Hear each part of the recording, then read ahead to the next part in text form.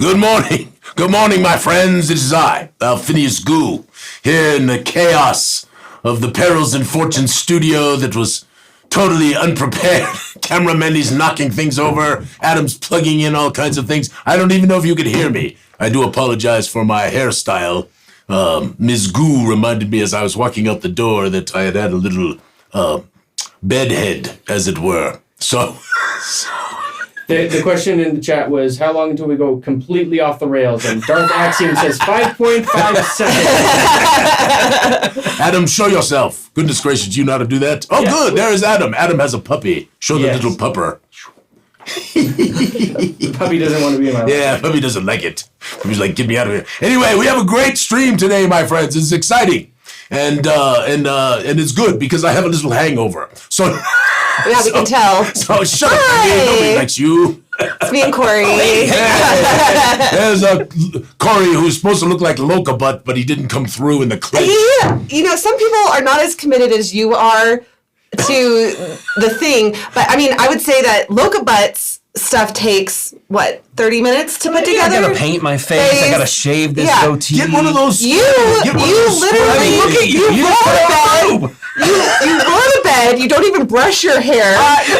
The only thing is the accent. It was the little kids. They were, this is, don't know that, Corey. So Corey is going to actually stay at our house tonight. Oh, good luck. So you need to be prepared, Corey, because we have the family, Goo, Michael's family are all with us. So the two little kids, Marianne, and then the baby, of course. So there's really three little kids if you count the baby. And then Mike, of course. So they're all staying with us. They'll all be downstairs. I'm sure you'll be upstairs. Oops. And then we have the guest bedroom upstairs, so you're safe. Yes. Yeah, except for when they wake up at like 5:45 tomorrow morning and start screaming and running around. And then you will awaken. You know what? I'm usually awake by then anyway. So I'll make sure that I bring plenty of candy and cookies for the kids and distribute that at about 9:30 this evening. Perfect. Yes, they'll be ready to go.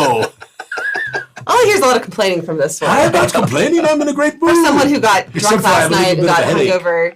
Listen, Adam needed ibuprofen this morning. Tell the truth, Adam. Switch to you. I haven't even got to that part yet. Real quick. So I did try turning down the gain on the volume because it was overmodulating. So let me know if I did that too aggressively. That means he turned it down because it was hitting the roof. Yeah. We had somebody comment say that K Ghidorah said the audio is overmodulated. So, wow. Thank you. Thank you. What are you doing on Saturday morning? Yeah. We need a little producer around here. Yes, we do. Saying. Listen, it's a lot better we got. Okay. Very good. Awesome. That's very good. Sorry, we had a third mic in because me and Corey are over here because we're going to be showing off Perils and Fortunes. You're not even on the screen. Because we're going to be showing off. I expect the director, Adam, this week to just keep up with whatever we're doing. I haven't had my ibuprofen yet. He asked you for ibuprofen like a half an hour ago. I brought it to him. It's literally right next to him. Ooh, take a pill on screen. Oh my gosh. Anyway. I got the flarp, Kimber Mendy. Oh, geez. So whenever you screw up, I'm going to flarp you. Adam, you should show the table of the stuffs and the things. Remember where you all right, so listen, while we're talking, so this is a wonderful game played with the deck of Perilous Fortuity. All right? And the deck of Perilous Fortuity is not like any card deck that exists in our world. It is indeed the card deck that is from the world of Zyathé. And in the world of Zyathé, there are actually 5 face cards, not 3. Aces do not count as the top card. They're actually called nubs, and they are the worst card, right? And the suits are the flames, the winds, the waves, and the stones.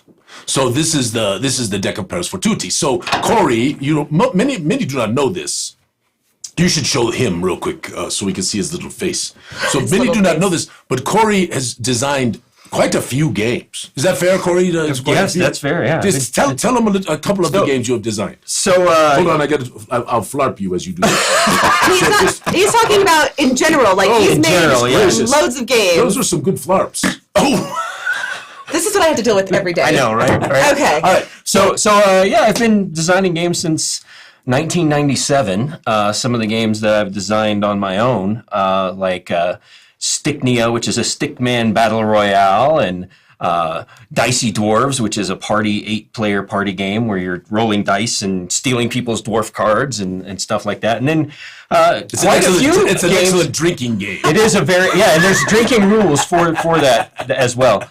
And then there's been a few games that I've developed for their deck of Perilous Fortuity. Yes, indeed. As well as some secret things in the works. Yes, which I'm hoping towards the end of 2025, we're actually going to make the move on that. Oh, no.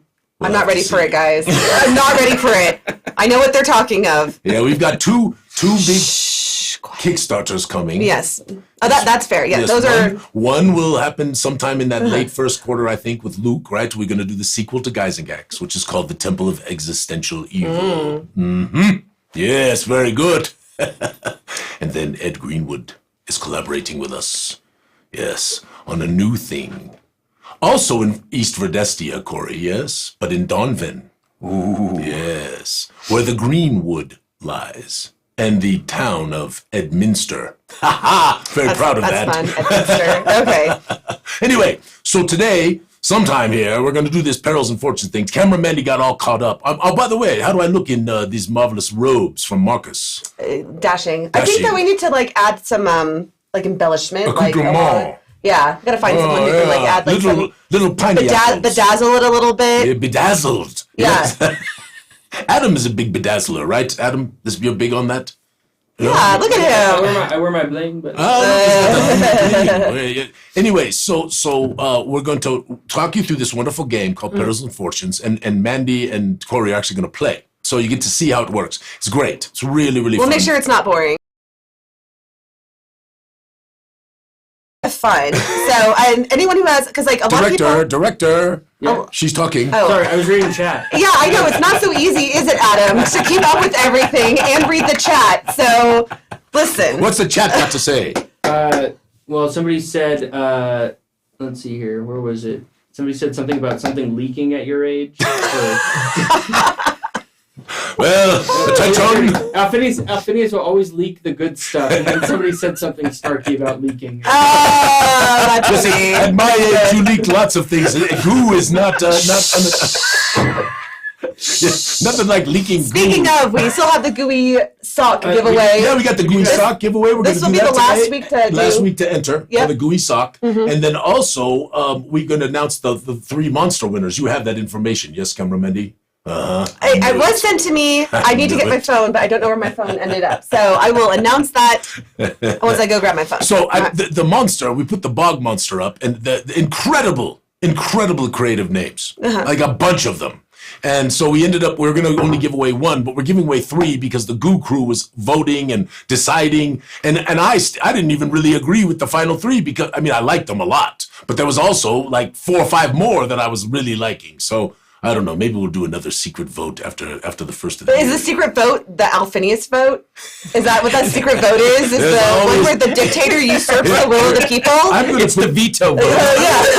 This is going to be my new thing. This is a really good precursor to announcing the winners. This you is my won. gavel. Silence! Oh God! I knocked out the little thing, the bowl. Oh my gosh. Is my phone over there, Adam? Attention!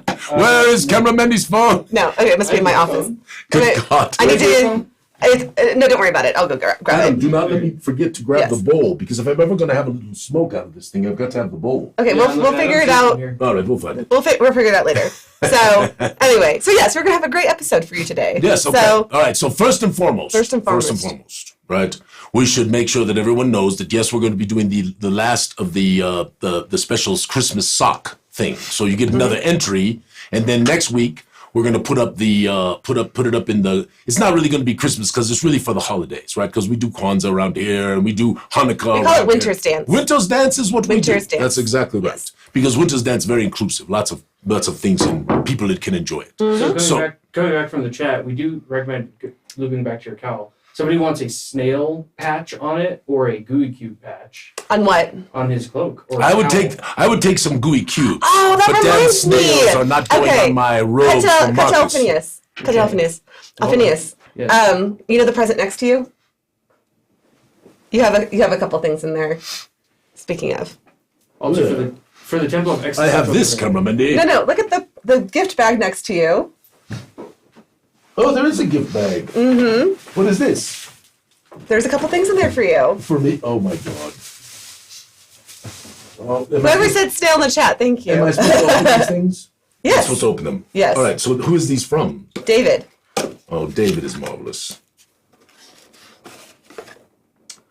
Well, that is magnificent. Yes. This is long ago. It says, solving mysteries is magical, but so is coffee. That's Merle, Master Wizard and CEO of Troy City Mysteries. And He then looks you a have, lot like me. well, it's not you. I know, but he looks a lot like me. And then you have another one in there as well. Well, David, I appreciate David because David is anti-snail. There's a few that are actually trying to hold the line. Mm-hmm. No one wants. It's Corey. Cut to them real quick while I'm opening this up. So Corey, seriously, Yeah, think about this for a moment. I'm thinking. Let's vote for a mollusk to be the mayor of Darkenhaven. Okay. This sounds like the past presidential election. All right, let's continue. Well, let's just throw that out Let's there. continue Okay. on. Oh, Yet- yes, there it is. David is not anti-snail, just FYI. Adam, show Alphinius' Yeah, make it big. That is Chet Minton's magnificent artwork right there. Magnificent. We should put it on the shirt. No, it's not going on the robes. From President of Darkenhaven. No, it goes on a shirt, Kim, not your shirt. All right, I'm putting them here on the table. Yes. They're gonna Thank go you so right much, here. David. David, you are magnificent. Thank you for the gifts. David also sent over some fun one for me that says it's Tia Mandy on it with the liqueur bottle, and then said Lawrence only beards with all of his pictures on it. So, David, See, you're I marvelous. think that second mug is a good example of bad ideas in inspiring good creativity.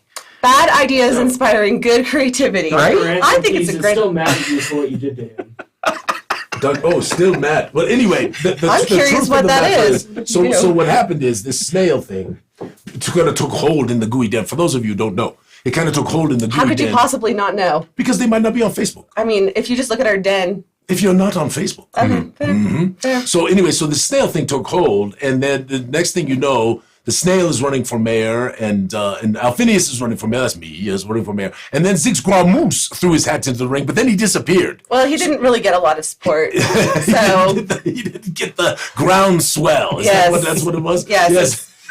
Well, he is a necromancer and pretty much reviled.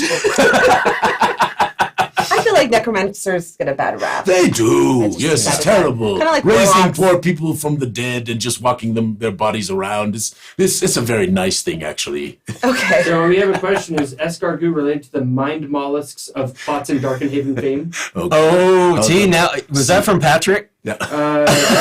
Darth Axiom. Oh, that's Jen's. Oh. That's Jens Jens, making okay. trouble himself. Yeah. The So, mind mollusks. I don't want to spoil episode 1 of Plots in Darkenhaven, but there are some mollusks in Plots in Darkenhaven season 2, episode 1. When is that going to start airing? Probably March. Oh, okay. But Exciting. we're going to redo all of Yes. season 1 episodes first, Yep. and then roll into season. And those will be on the Gooey Cube Twitch channel. They So, will be. very exciting. So, Bunch of crazy people playing in the city of Darkenhaven. By the way, what? I'm giving one to Mike Dunn of Gaming Trend Magazine today. Darkenhaven? Yes, because he's going to have it reviewed. Yes, I have that in my office. I have it in my car. No, the one that is supposed to be reviewed is in my office. Oh, well, I got another one from Lawrence. Yes. So that's Mike not Dunn's the getting one. 2. I'm glad to know, but we will switch those Not before at you that leave. price point. Yes. Okay, let us commence our Oh, our demo? Yes, demo. it's time. It's Okay. time to It's do, time. the, All do the right. deed.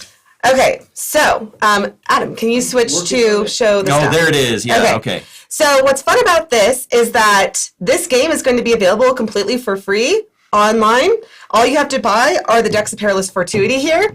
You're going to need at least Shameless commercial. 2. Rick Sorry. the GM has said keeps advertising Gooey Cube on Blue Sky as well. Oh, thank you. Thank you, Rick. Thank you, Rick. We appreciate you. But yes, so you'll need at least 2 decks. You can play this game with a group of people or you can play it solo. So if you're going to play it solo, you need 2 decks. You need one for the encounter here and one for your deck. And then if you are playing with the group, everyone will need their own deck of Perilous Fortuity plus one for the encounter deck. And these are currently available. And just to be clear, it can be played up to how many players, cameraman? We currently have 6 pre-generated characters. No, but how many?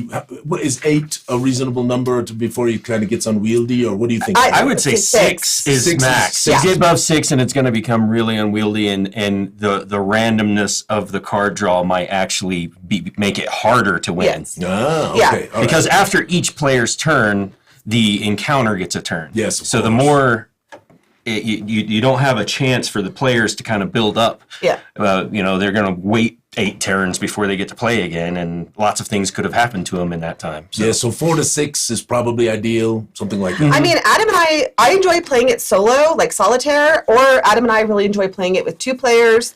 Also, like, the more players you add, the longer the game is going to take because you're working collaboratively. It kind of just depends on what kind of feel you want. At conventions, we'll play it with 6 players and a GM. So, but you do not need a game master for this. That's kind of the fun of it. So, okay, so let's go ahead and kind of talk through some of the materials here. So we have the instruction manual. Like, just to start off, you have a base set of rules here. So I'm going to show you, I guess, like this. Actually, you would probably be better. Yeah. Basically, we have the instruction manual, if you want to kind of flip through some of the pages. We have, like... the coolest artwork ever on the cover, right, which is the Fool. Yes. Basically, we have an overview of the game. Is something going on with the mic? I mean, it's in frame. Oh, okay. It's literally been, That's fine. It's okay. It's a low budget production. And I'd rather get good audio, so actually, like, tilt it back down just a hair. Yes, and I'm pitting Yeah. the little cover. Aw. Yes, So that's fun to me. we have a description of the game, and then we have descriptions of all the materials that you would need.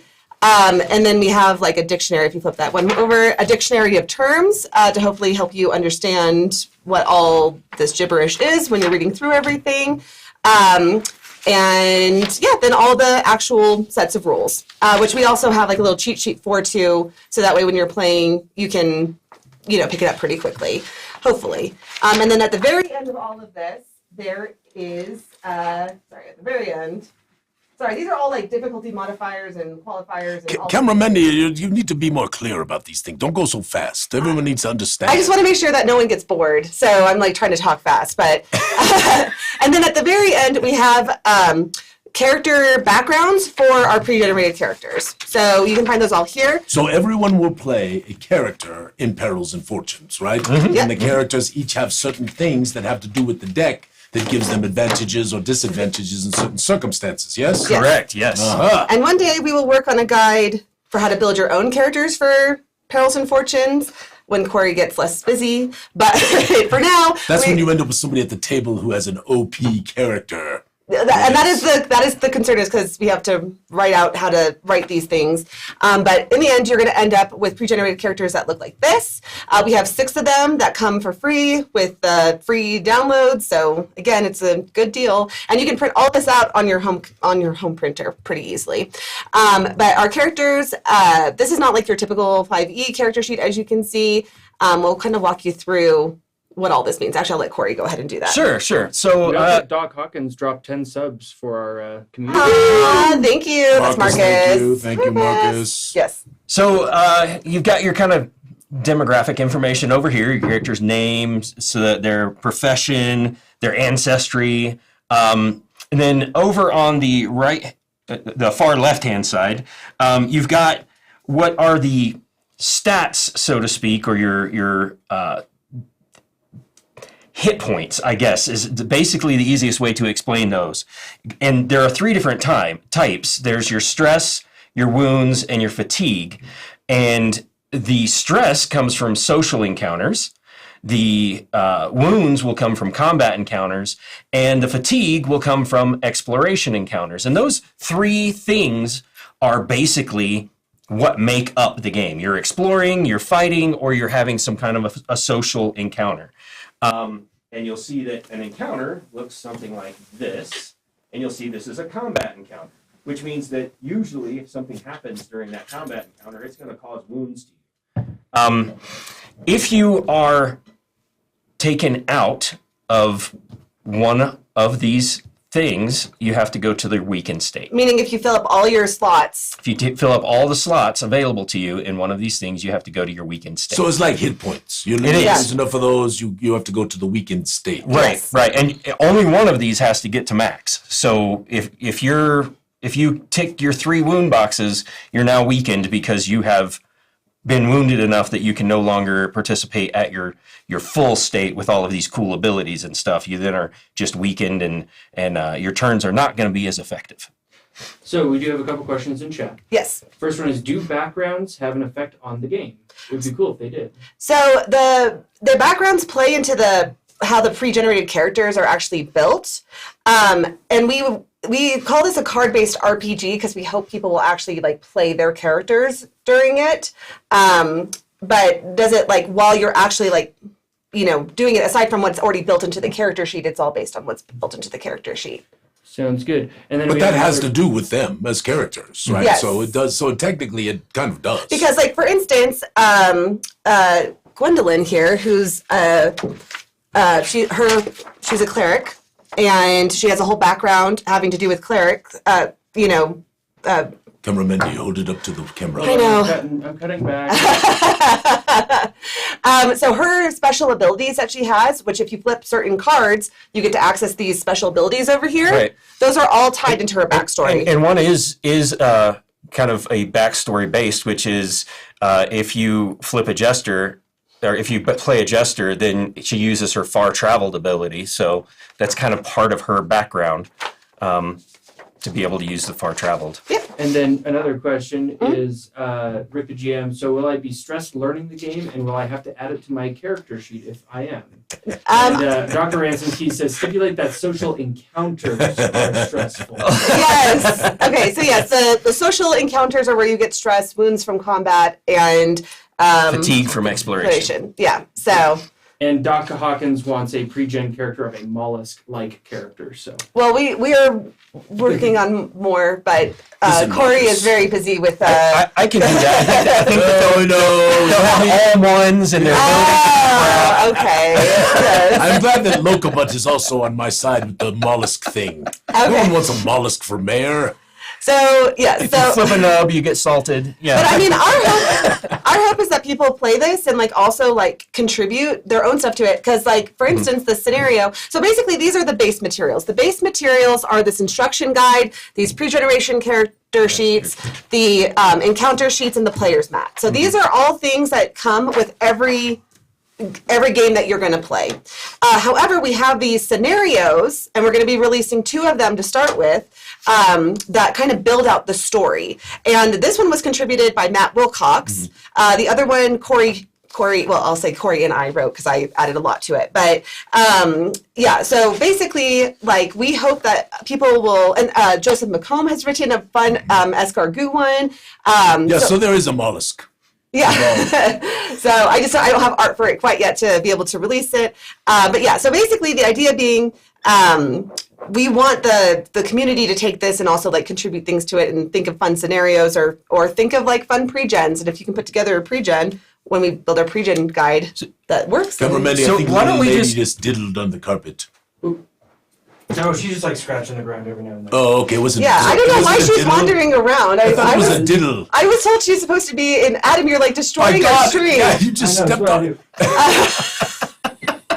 What I do? All right. Don't worry, friends. why It's don't a we- low-budget production. Why don't we switch and just talk about how to set up and play a scenario? Yeah, real let's- quick? Yeah, let's Let's go. do We want that. to see you play. And, Yes. and here, have Alphinius read this top paragraph for Okay. us as we get set up here. Yes, while you do this.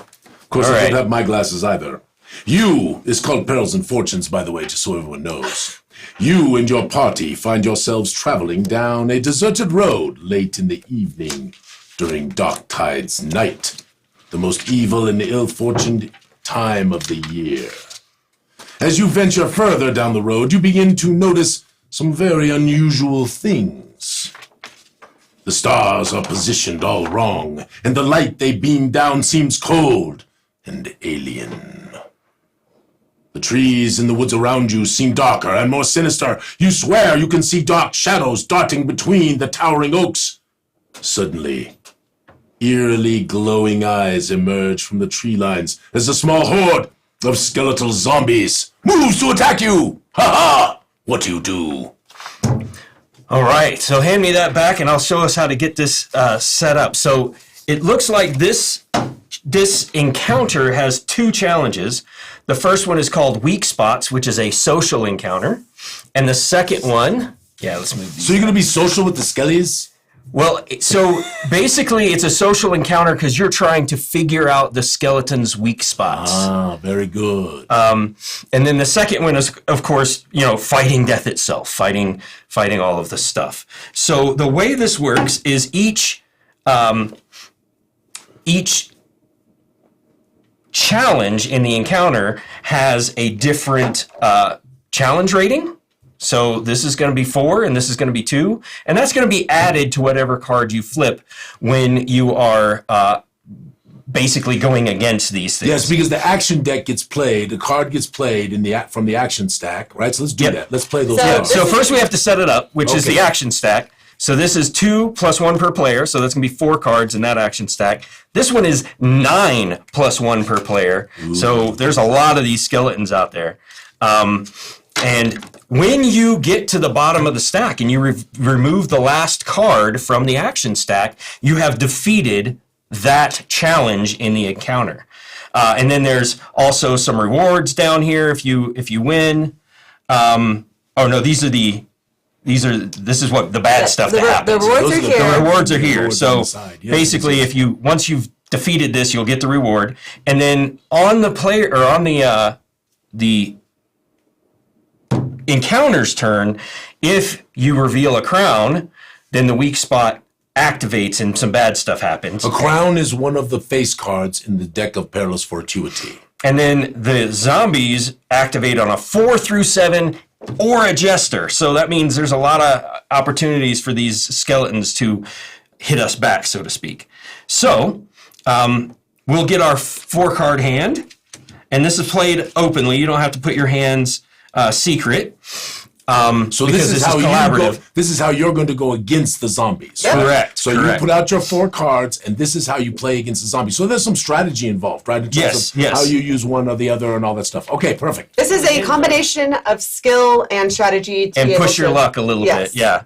And hands are limited as well. You're not drawing a ton of cards until you kill something. Yeah, you don't get to refresh your cards until you get a reward that says you do. So these cards up here that are my hand are, wow, what a good hand you saw. I was so shocked. So we need to show, Mandy's needs to show, each one of the cards. So what do you got on your cards? So basically, all of these cards are going to relate. So I just happened to pull all face cards, which is crazy. I shuffled But you actually did really good, too, because like an 8 is a great one, 7's great, 6 is very good. Wait, slow your roll. So tell them what each one of your cards are. Okay, so this is my special card here.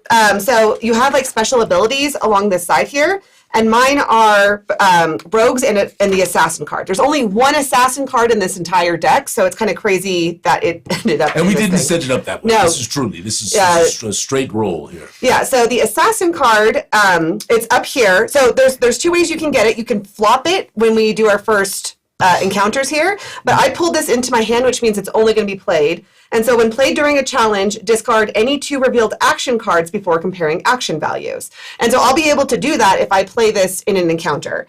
And then correlating with my character sheet, this priest here, this means that this card is a 4. This knight is a 3. So actually, these are very weak cards for me. Yeah. And then the dragon is a 6. So Corey's hand, even though I have all the pretty face cards, actually is a much stronger hand aside from my assassin here. Because your face cards work against you if it's not part of your character. Not part of your character, yes. Yeah. So speaking again, how does the character interface with the cards? This is how it works, which is really cool. It's wonderful. Yeah.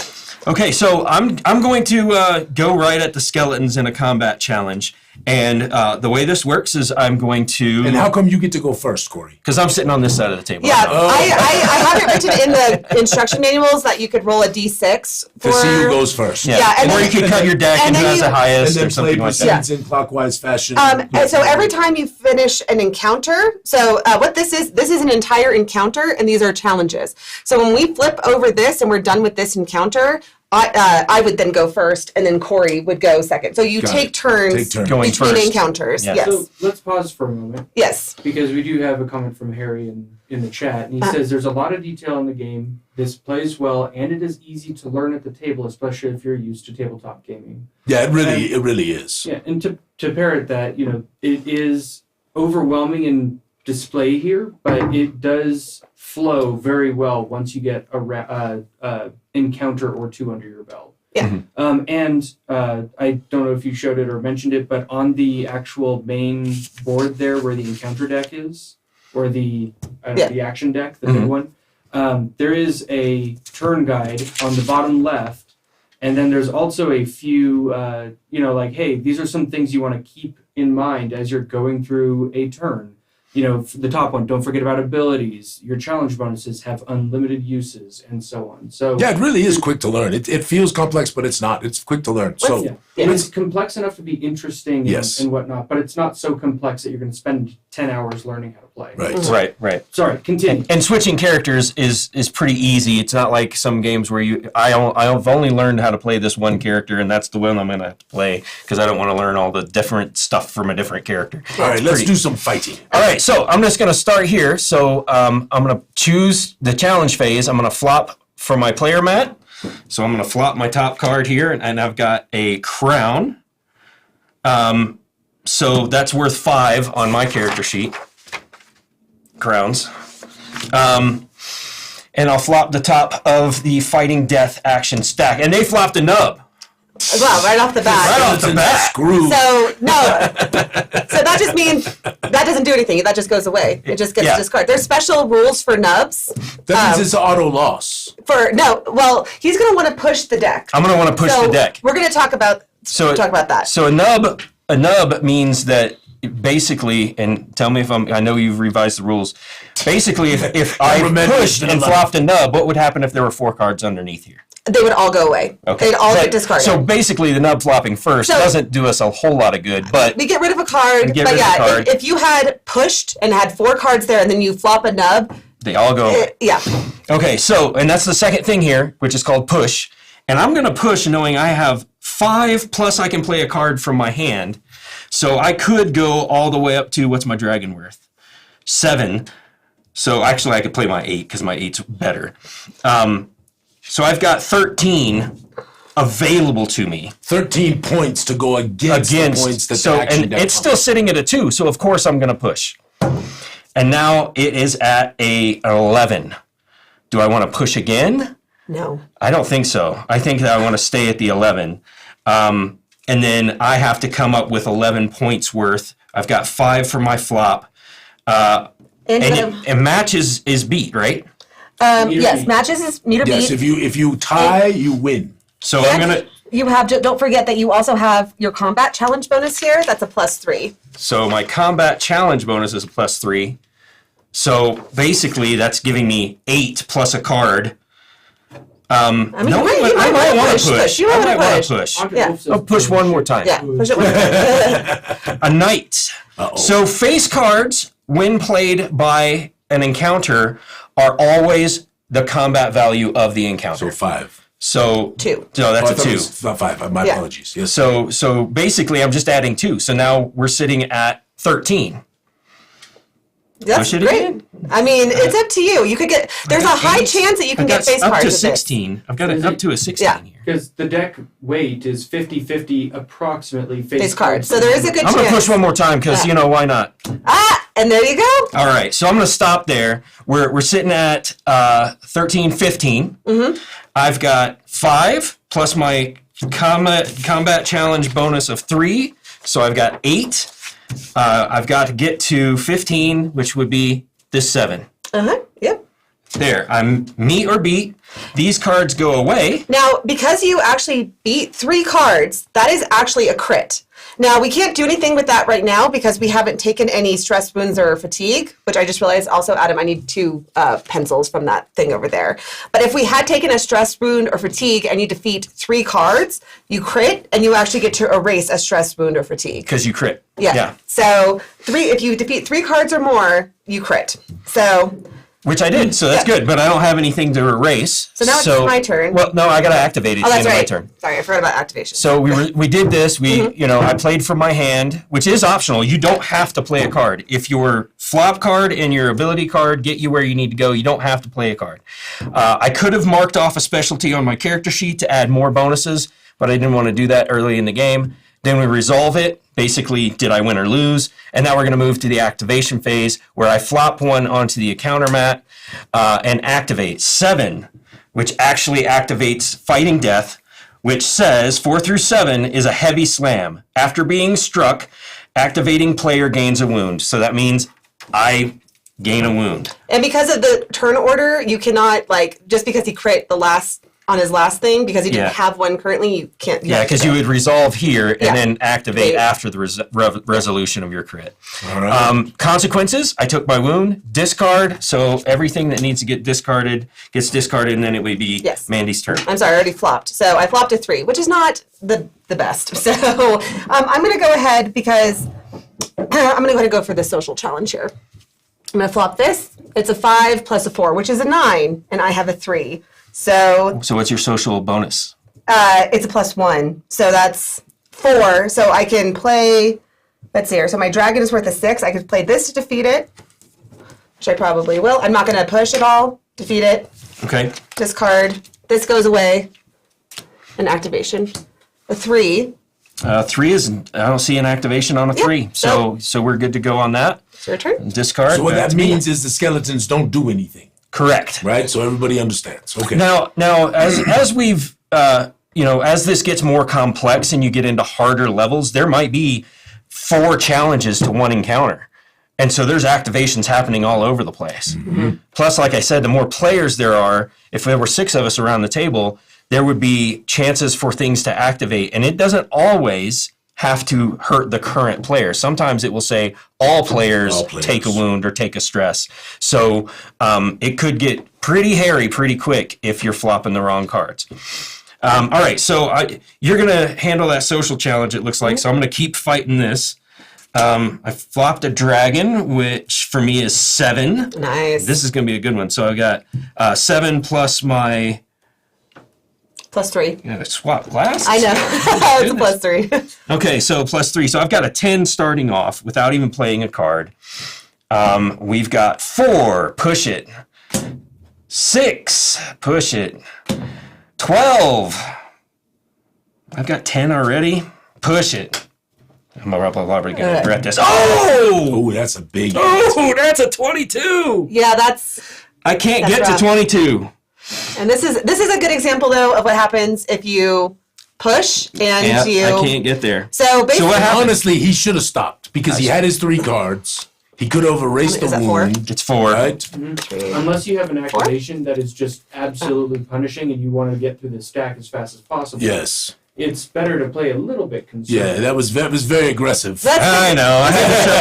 I need to show the game and what happens. This is a good example. Okay, so these 4 cards that we've already seen need to be replaced. So we're going to discard them. We're going to put 4 new cards from the top of the deck at the bottom, which means we made absolutely no progress. And you have to activate. And we have to activate. Now, I don't take damage by failing, but basically I failed to do anything with my turn, and I have an activation. Oh, we flopped a nub on activation, so nothing happens. Now, we do have difficulty modifiers in this game, and one of the difficulty modifiers that you have the option of adding is if you push and you fail on a push, you have to take a stress, wound, or fatigue. Yes. So if you want to play this... that should be automatic. Well, that goes with the Gooey Cube, that's the harder, Yes. hardest, right? So if you want to make a game harder, you make it so that if you push too much, you start taking wounds. Yeah. These things, they can go really fast, though. You could be totally fine, and then suddenly you get the wrong activation section of the thing, and you could just be out and be a weakened character at that point. Consider, too, if you do the harder rules, and you took a wound from... pushing too hard, and then you take another wound from the activation. You're in trouble. A lot of the characters only have 3 hit points. Yes, you're in trouble. Okay, so this is actually cool because I flopped a rogue, and this is a good example for my character. Because rogue is good for your character. Yes, rogue, because my character is a rogue. And so when flopped, your rogue cards allow you to look at the top action card of any stack and replace it with a new card drawn from the encounter deck. Instead of discarding your flopped rogue card, you may draw it into your hand by using an empty slot or replacing another card. And so what's cool about this is that means that I can say, okay, I want to look at the top of this. And that's an 8, which is a pretty high card. I can draw from the encounter deck, which is a 10. I do not want to replace the 8 with the 10. Don't replace the 8 with the 10. So that does nothing for us, but at least I got the option, and I could have pulled a nub there, and it would have been great. But anyway, this card is a 6 for me. This is an 8 plus 4, which is a 12.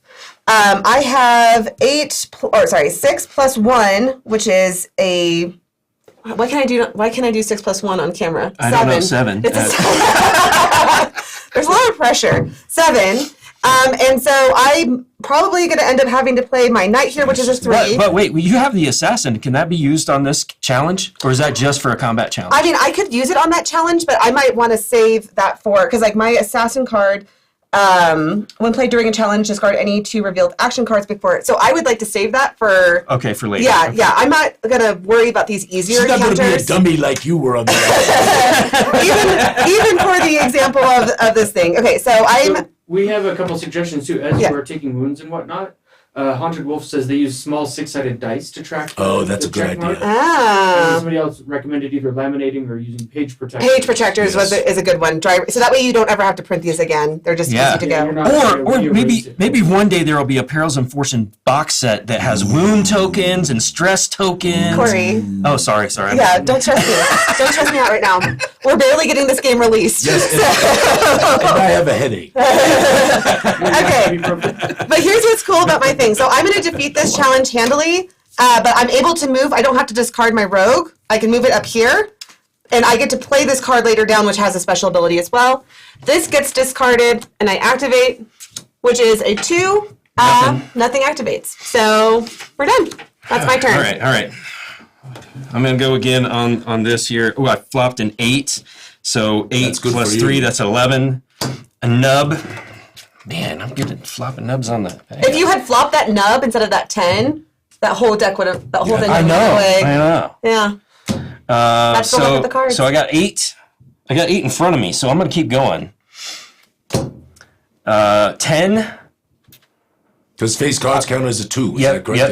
Exactly. That's 10. A 2 on the thing there. And you have a bonus. 12. And he just got his 3 cards. And so I can get rid of one of my wounds after this because I'm going to crit. So if I can get to 12, 8, I've already got 11. Yeah, I'm going to stay there.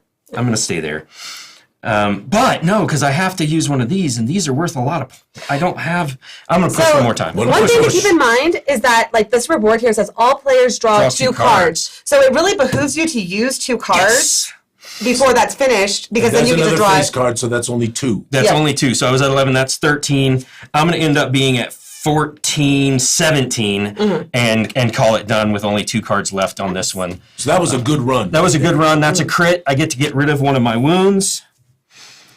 We're handily taking care of this encounter here. Yes. Got to activate. 4. I'm going to take another wound. Heavy slam. Glad I got rid of that last one. All right, your turn. Okay. I flopped a nub. Oh! So that sucks. See, this is good. I'm glad. Actually, you did a good job. Like stacking your deck for you. Yeah. That means I get to do nothing. I am going to activate. Yep. If you flop a nub, it's a crit fail, and you do nothing. And we with got your a turn. crown. So it could actually, So it could actually give you a wound too if you flop a nub, right? You could add that in as the harder thing. Yeah, because if you trust me, I just activated the crown, so I think we're good on hard things. Yeah. So we get nauseating views. Whilst attempting to find the walker's weak spots, the activating player gets too close to the horrific sights and smells of these creatures and is overwhelmed. The activating player gains 1 stress. Are you saying that the skeletons farted? Absolutely. By the gods. I forget to discard here. Let me. And we've only got 2 cards here to defeat the fighting death. So I'm going to go ahead and I got a 7, so I'm going to add a 10. We're at a 4. I'm pushing 8. I don't even have to play a card. So I've defeated this. And now, just so everyone's clear, even though that seemed really easy, it's not always that easy. It's not always. And this is the very first encounter of I think 4 encounters of this scenario, which I don't think we're going to play through the whole thing. No. Yeah, this is good to give. So now all players draw 2 cards as the reward. So I get to refill with an 8. And a 6? That's pretty good refill. I got a 10. Now, here's the deal. So I only had 1 slot here. However, I can still draw 1 and have to get rid of it. And I don't want this priest because this is only worth 3, right? 4, I think. Okay. Yeah, 4. And so I'm going to instead take this dragon, which is worth 6, and I'm going to replace that card. You can only have 4 cards in your hand at one time, but you can draw to see what you get and replace other cards. So I actually have a very good hand right now. Yep. And so then we'll activate after my turn, and we've resolved it. Because we still got the social. We still got the social challenge. Let's say I would have flopped this 7. I want to show this as an example. If I had flopped the 7, this has already been defeated, so it does not activate. So that's the skeletons aren't giving wounds anymore because we have defeated them. But I flopped an 8 anyway. Smelly. Right, they're just smelly at this point. Well, they're saying that the like being next to Alphinius. Please, But we still have a social challenge here. I am a consistent showerer, if you will. But yes, social challenge. So to finish the encounter, you got to finish both challenges. Okay, so we. And then Dak Hawkins said, "Did Lookwood just discard his hand to the encounter pile?" So this is why I like. That's why you have 2 different colored decks. This is. I sure did. Thank you for that. Yeah, this is why I like having like a green one for this and red for everybody else. Okay, so I pushed. So I have 8 here plus 5, which is what, 13? 13. So I have to play 13. I have to get to 13. I'm going to go ahead and play. Well, since this is our last one, why don't can you show off your assassin as to what it does? Let's go ahead and play it. So I'm going to go ahead and play. I can play my assassin or my rogue. Let's see here. So actually, since this is a social encounter, I'm actually going to play my rogue. Okay. Because when played during a social challenge, if your flopped card is higher than the challenge rating, which is a 4, and you flopped a 5. Draw a card to add into your hand. If you have no empty slots in your hand, you may replace. So I get to, if I play this, which I'm going to. Yep. I'm going to go ahead and get to grab. Get a free card. Yep. Which card draw is really powerful in this game. Okay. Yeah. And your rogue is worth? My rogue is worth 6 plus 5. And I have 1, so 6 plus 5 is what? I'm sorry. 11. Plus your... Plus my combat. Did you just ask what 6 plus 5 was? You know what? I'm under a lot of pressure on this camera. But I mean, I'm going to be honest with you. Sometimes when we're at home playing this, I can't do it either. So I am a videographer, y'all, and a creative director. So not a math magician. Thank you. I have accepted that I have weaknesses, and I am okay with that. Okay. All right, so you have now defeated, so you get a reward, correct? Oh wait, I was going to show though. So I can't quite hit. So if I play my rogue here, which is a 6 plus a 5, what is that? 11. Thank you. Plus 1 is 12. I can't quite meet. What is this? This is actually only this is 5 plus the 4 plus a face card is a 4. It's a 13, right? So it's a 13. So fortunately, I have these specialties over here that I can use, and one of my specialties is on social, and I can just mark that off.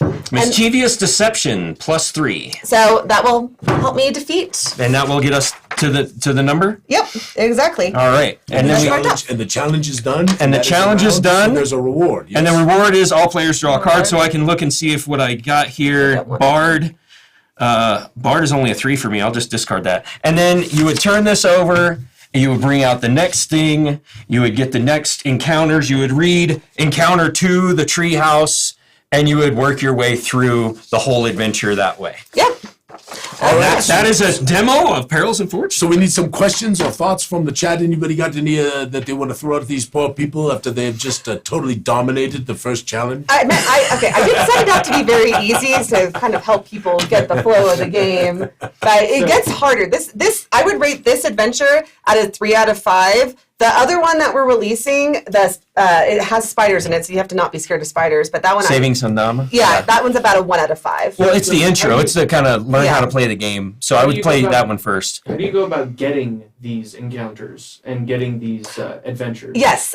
So my goal was to release them by Christmas, but I'm not sure if that is going to happen. So 4 days from now. Huh? That's only 4 days from now. I know. It's okay. It'll be in like be the a next wonderful week. January thing. We will be.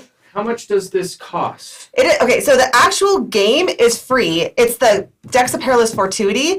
Right now we have a sale going on. You can get 2 decks for $30. Really good deal. Yeah, it's 25% off, or buy one, get one 50% off, however you want to look at it. But yeah, basically you can get 2 decks online for $30. And that's the only cost of this game, aside from the printing cost of printing the materials, which, I mean, we tried to design as much as possible it to be like easy On an enough. A4, yeah. To print from Plus, home. you can play Conundrews and Fools Down and other things. There's with other the games with the Decks of Perilous Fortuity. Yes. I do. Come on, just for a moment, Corey. Come on, just for a moment. They really are splendid. Oh, this is a great deck, and the games that have been added by the community just to play, Yes. just to play like your gambling games and your fun. You know, but of course I can toot my own horn here and say that Hand of the Hanataz is a fun game to play. Fun, very fun. We do have some comments coming Yes. through too. Okay. So we do have Math Magician Mandy. Thank you all. Paul does say that he would also appreciate a Calmer YouTube guide, which I believe you're already planning on doing. Is that correct? Yes. Goodness Oh gracious, yes. Captain Mendy's a little A video intro, and maybe play through Saving Sundama Yeah. or something. Something a little bit less like live streamy, where I'm stressed Yeah. about people's attention. Where we actually use editing and stuff. Yeah. I think people enjoyed that. I think you all did great. We have another question. How many scenarios or adventures are you planning so far? I mean, I would love to have. Oh, sorry. Sorry, go ahead. How many are you planning so far? And are there spoilers in this game versus the campaign? So Yes. if you play this, will you spoil yourself on campaign events? Okay. So in terms of the amount of scenarios, I would love to see, like, in my ideal world, I would love to see a scenario released every month for this. So there is an idea that we have about this Patreon thing that we've been talking about, and this might be one of the things that we might include in the Patreon if we do it. But we're talking about this whole thing and try to give a great value to anyone who gives us support in a Patreon situation. This might be one of the things that we might release on a monthly basis. But right now, we're working on the second one. That's also going to be free, so nobody has to worry about that. And then we're just looking at some other things. 2025 is going to be very interesting. You know, we got both the Kickstarters, we got all this craziness going on, we got wonderful conventions. I mean, it's going to be a lot of fun. And I think the other thing is, you know, releasing these first 2 is going to give us the feedback we need to really tune in on what future ones will need. I don't even know how popular this is going to be yet. Yeah. That's another thing. So I don't want to commit to anything like quite yet on that. But I mean, first off, I will say that this game is infinitely replayable. I've played this scenario at least 15 times at this point because first off, there's a high likelihood you will not defeat this first scenario. Secondly, you can play it as different characters and have a totally different experience. And because the deck gives you different cards every single time, your game is never going to be the same. It's very much like a good board game. Yeah. It really is. It's very much like a good board game. Spoilers. Spoilers. So Saving Sundama is based on an encounter from Chapter 1. So there is a little bit of spoilage in Saving Sundama. Not too much. It's not going to give away any of the big plot points. It's based on an encounter from Chapter 1. The darkest. This encounter is based on Dark Tide's Night, which is a mini adventure. So if you play through this, it will spoil the mini adventure if you haven't played Dark Tide Night. I mean, there's definitely spoilers in it. However, it is like a totally different experience than actually going through the RPG. So if you've played Dark Tide's Night and then you play this, I would say, like, I mean, there's what's written here is not exactly what's in Dark Tide's Night or anything like that. It's summarized. Like the text because what this is here is a scenario guide. So I guess, we should show this. So this is the scenario guide. Adam is like crawling on the ground trying to get Lady. I heard the scratching again. I know. I was trying to see if there was diddling going on. Yeah. So basically, though, this like takes you through all the different encounters. Like here's one where you aren't allowed to go because you're not allowed to know what goes on next.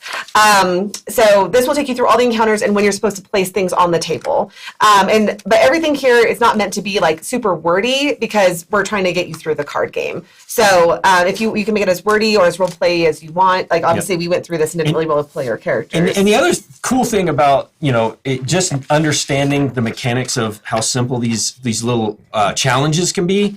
I ran this as a real role play game where I was kind of making up. I just had a sticky notes, and I would just put these 3 or 4 ideas basically on a little sticky note as the characters as we're role playing around the table. I use this as an RPG and just, you're going to go there? Okay, well, you're going to have to deal with the Thieves Guild. And let me write here's the social part of the Thieves Guild, here's the combat part of the Thieves Guild, and here's the exploration part of the Thieves Guild. And now we're going to do a Thieves Guild encounter, and we played it out. So I would love feedback on creating your own after you get the gist. Theoretically, there could be a game master situation. Yes, and that's what I was playing the game master. Controls the action deck, right, and controls the scenario to add more role play sort of to it. If you want to play it less as a board game and more, that's what I love about it. I mean, I just think it's got a lot of flexibility and it's always different. And like I said, I think that scenarios are fun to make and add to. I mean, it's cool. It's very cool. So, any other questions?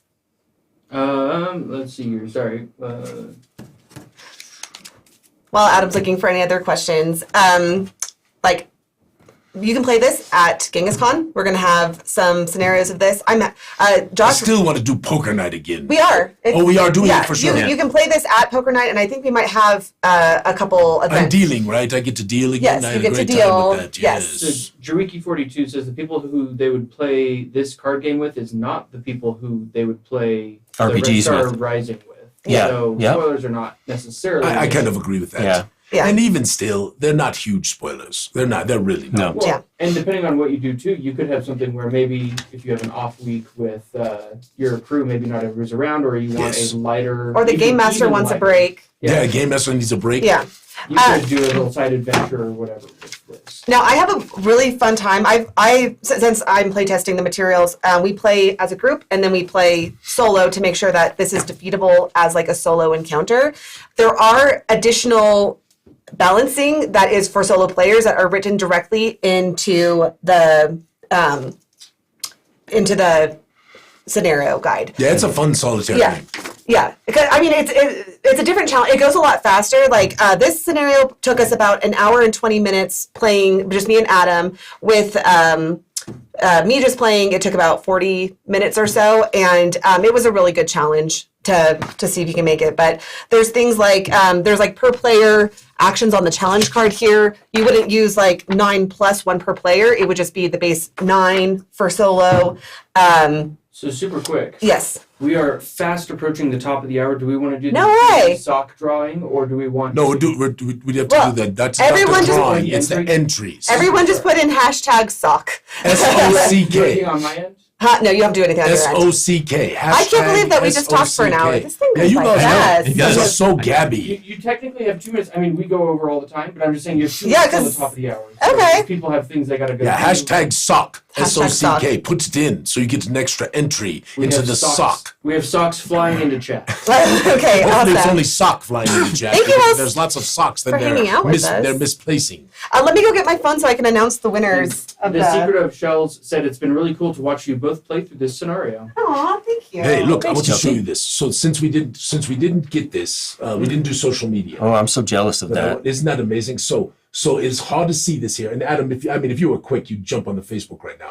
But so the Infernathe, right, of the world of Zyathé, these are a people who primarily they lived on the eastern side of Sundestia. Now they were elsewhere, of course, just like most of our peoples, they have traveled. But their primary location was the eastern side of Sundestia prior to the Woe of Ruin. And when the Woe of Ruin happened, and Resplentia was destroyed, and all of the terrible things happened, and Cameramandi just walks through the camera, Because I don't have a password. the Infernathe were, for many of them, were destroyed. They were wiped out. So then, what happened was, with the, there goes Cameramandi again. Low budget production. Right, because where they lived became the Duunsar Sea, The right? Duunsar Sea, yes. Yeah. And in fact, many of the Komari tribes are made up of many of the still surviving Infernathé, right? Although others moved elsewhere and all of that kind of stuff. Well, anyway, Joe McComb, and the Infernathé are amazing because they have no hair. Okay, and when they tattoo their skins, they actually get these orange sort of things going on because of what's going on inside of them. They are the race that was blessed of the Fire Sovereign. Okay, and so they have no hair, but when they take off their hats, they have these crowns, and they only do that with people who they are intimate with, friends, very close friends, those kinds of things. They won't show their crowns to anyone else. Wonderful lore that goes along with the Infernathé. So Joe said, I would like to have my portraited character be an Infernathé. And so you can see the gray charcoaly kind of skin thing going on and the wonderful tattoos with the orange, and you can see the flamey eyes that they have. And this was done by Benjo, and it's really, really a marvelous piece of art. And our first ever Infernathé character. So it was very exciting to have that be brought forth. I posted up a picture in the den, and then Joe made some comments on it. So if you haven't seen it yet, you need to check it out. It's wonderful. And I'm terribly sorry, I don't have any of the passwords for anything. That's all right. We got this. This was today to show Perils and Fortunes what we want to do. Gosh, I wish it just doesn't translate when I'm showing it to you like this. You know, it just doesn't have the same. You know, it's just. But I'm looking at it today on my phone. It's Mandy's just over wonderful. here texting too now. No, I'm She's looking for winners. the winners. Looking for the winners of trying to find that. We can do it next week. I got it right here. Okay. Okay, sorry guys. Also, So this is the just bog monster, which of FYI. course, if we were on our game, we'd show you the picture of the bog monster, but we don't have that either. I have a picture. Do you? I can also show it on my phone. Oh, you can show it on your phone. Do Hold it, on. cameraman. You don't Hold be on. afraid. Just give me a second. I just want to say something though, because I'm going through my email looking for this thing, and I have an email from Ed Greenwood with more locations. Oh, there it is. That's not it. That is not it. No, that's not. I mean, it looks bug. Okay, Cut. maybe. Cut back. It's no. Adam, That's the. stop trying. You're doing great though, but you're not even close. Look, these are the pictures I have because that's what Mandy gave me. There we go. There he is. There's right the bog there. monster. Yes. This production is just phenomenal. But all I was saying is At least my hair was in good place. literally, I'm going through my email, and Ed Greenwood is emailing us new locations for Guys and Gax, and I am like, how crazy is it that Ed Greenwood is working on our stuff? I am just so excited. Okay. Well, I had a wonderful chat with Luke because we are there. He had only a couple minor comments left to make on the Tomb of Guys and Gax, and it is done. So this was the foundation. This was the most important thing. So all the wonderful people like Corey who've been working on things, and I've been neglecting you. I felt like I had to get this together first, so that because it really is foundational lore about what's going on and why the Wizard Guys and Gax was in the place in the first place, and who was the Strood Crovenloft, and why was the Strood Crovenloft there, and how did they get vampirism, and all of the wonder. I mean, all of these tales are beginning to intertwine, right? And then, of course, we have these magnificent legend characters that are all over the place, right? I mean, Wolf Willem, right, who is Skip Williams, supposed to be right? announcing Penny the Williams winners. is I know, there. I It's wonderful. It's wonderful. So anyway, so this is now all coming together because our goal is to begin dropping these digitals really in January. We've got. I know I got you off on that tangent by talking about Ed Greenwood. You but did. It's your fault. I know, but 100%. I do want to announce the winners. Okay, so to be clear, this was a very split decision. So if you put up a great name, and some of you really did, and I was frustrated that the picks I didn't win, that I wanted to win, didn't win. Which is why he's going to usurp the vote and just name the character. do another anyway. one, right? No, But we also might- know we that if might I do a announce second- your name here, you did a great job, and maybe we shouldn't be like, hey, you did a good job, but I am going to usurp your No, name. I'm not doing that because I agree. These are great. All three of these are fantastic. So could there be other creatures that those other names could Yes, become? Yeah. it's possible. But some of them were humorous, right? So we kind of broke this out. Originally, we were going to do one name. That was all we were going to do. But we broke it out. All right, Camera Mandy. You got that. You got that. You know the Camera Mandy look. This is the Camera Mandy look. I get that look all the time. I know you do, my Adam. God. I know you get the Camera I Mandy don't look on a like regular this. basis. I don't like you ganging up on me, Adam. He's not gay. He's just speaking truth. Uh-huh. Camera Mandy. Okay, so two people had the same name, so I guess they both win. They both win. The overall fave. However, this is not the one that we're going to be going with. This is just the favorite of the Goo crew. Rodent, who is Bill, and Ian Damondo. That must be Armando, the bard? No? Okay, I don't know. I don't know these handles. No, his name is Brendan. Okay, whatever. They both came up with Fishy McFishface. So that is the overall favorite. It is not what we will be going with. It was funny. It was funny, I must admit, but there were a couple others. There's also... No, but there were a couple others that I thought were also very good. There's also a funny... Fishy McFishface. There's literally a funny category here. So that just won overall I fame. know, that's what I'm saying. Anyway, keep going. Fishy McFishface. The funny one was won by Andrew Grover with Swamptois. I will admit that I do not get it. It's all right, Cameron. Okay. I did not vote on these.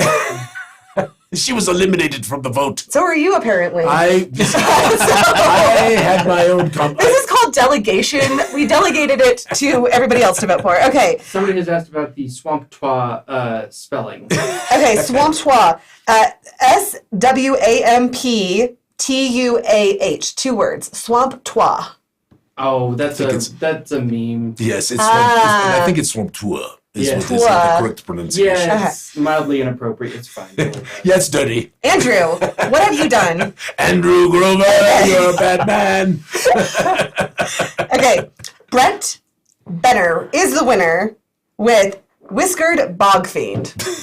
That's a good name. The Whiskered Bog Fiend is a good name. Yes, so, very, very good. Congratulations to Brett. And we had a great time Andrew. with it. I was laughing and going through all these names. There was lots of them. It was really, really fun. Yes.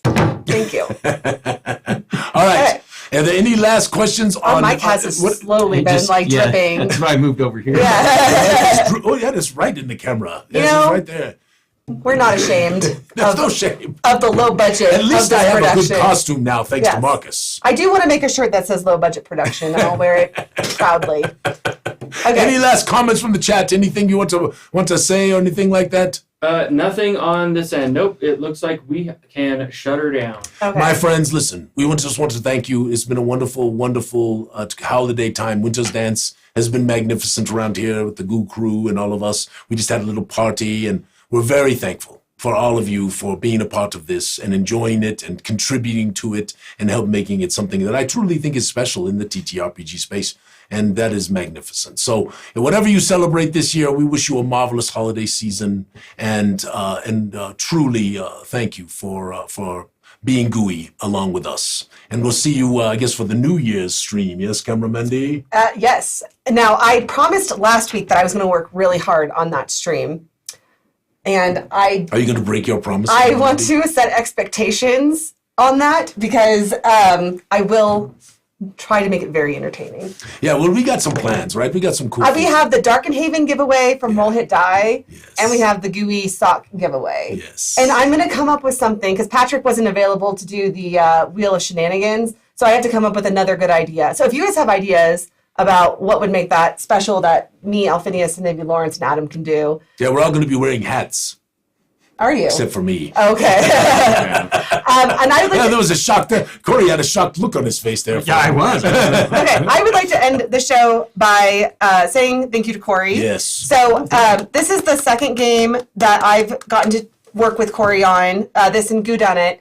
And the inner workings of your brain are a thing of wonder. Like, genuinely, I don't know how you come up with all these mechanics and figure out all this stuff. It blows my mind every time. And math. Spreadsheets. Yeah, math. Math is I know. It can't be overbalanced one way or the other. Yeah, right? It's not fun. Because when you called me and you said, how did the stats work here? And I said, oh, have you seen the spreadsheet? Oh, this makes sense. Now that, there's a spreadsheet of all the... Cameraman, you looked at the spreadsheet and goes, I guess it makes sense. I know, that's exactly right.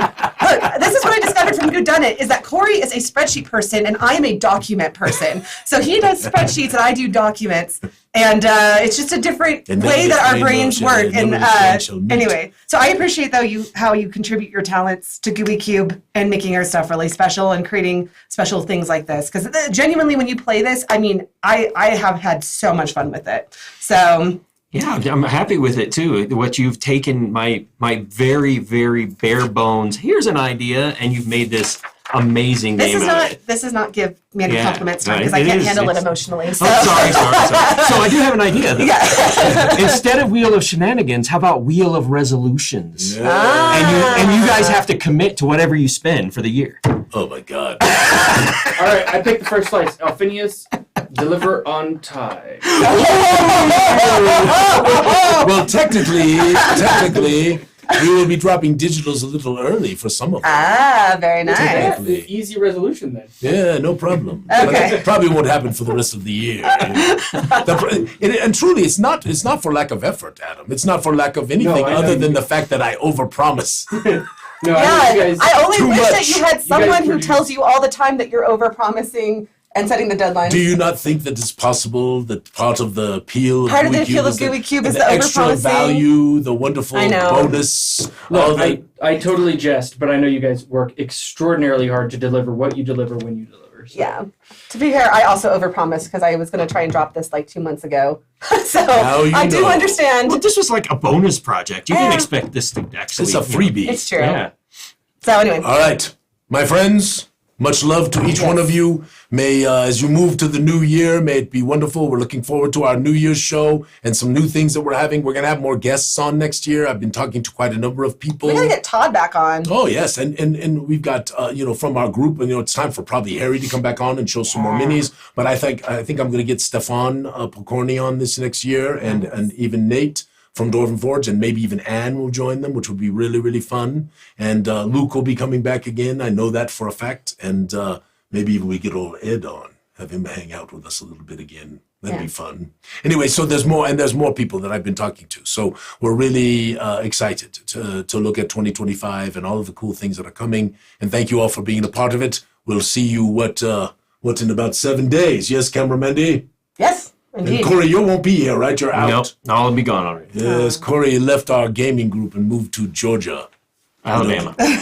Alabama, whatever that is, one of those southern states. Um, Anyway, my friends, magnificent. Thank you. Have a wonderful rest of your week.